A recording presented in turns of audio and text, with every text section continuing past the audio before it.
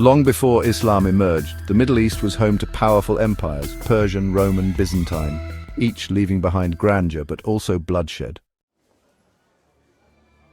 It was a region at the crossroads of trade, culture, and conquest.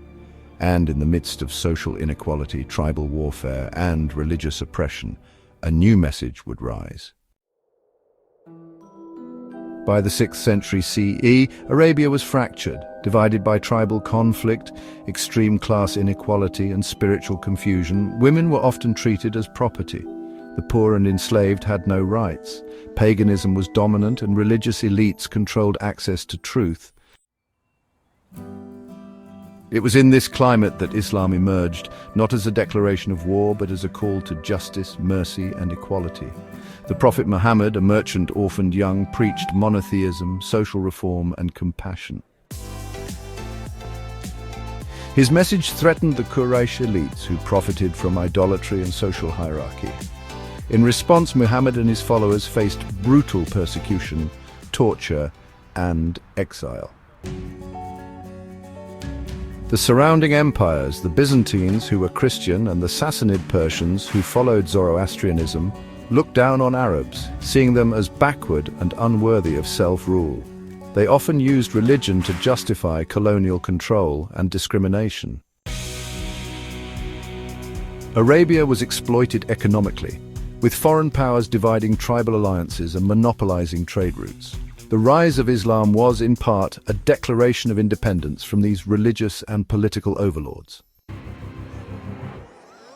Centuries later, the Crusades would bring waves of Christian warriors to the Muslim world, seeking to seize Jerusalem and other sacred lands. Entire Muslim cities were razed. Civilians, including women and children, were slaughtered in the name of the cross. The sack of Jerusalem in 1099 left tens of thousands dead. The words of Crusader chroniclers described wading in blood.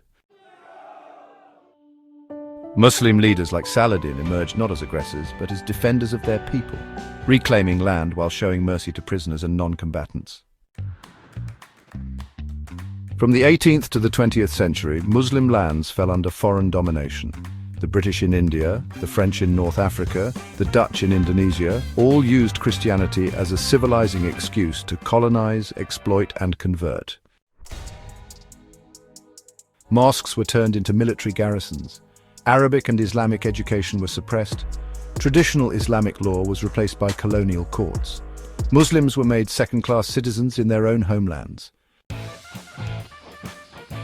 Resistance movements like the Algerian Mujahideen, the Mahdist revolt in Sudan, and the Mujahideen of India rose to defend faith and freedom.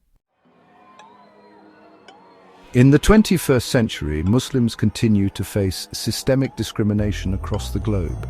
The rise of Islamophobia, especially after 9/11, has led to hate crimes, unjust surveillance, and restrictive immigration laws. Entire nations have passed policies targeting Muslim dress, worship, and speech. Refugees from war-torn Muslim countries are often denied asylum and branded as threats. From the 2010s to the 2020s, anti-Muslim hate crimes have been on the rise in the US, Europe, India, and China. In recent decades, Muslims have been victims of some of the worst atrocities. Bosnia, from 1992 to 1995, saw over 100,000 people killed, mostly Bosniak Muslims.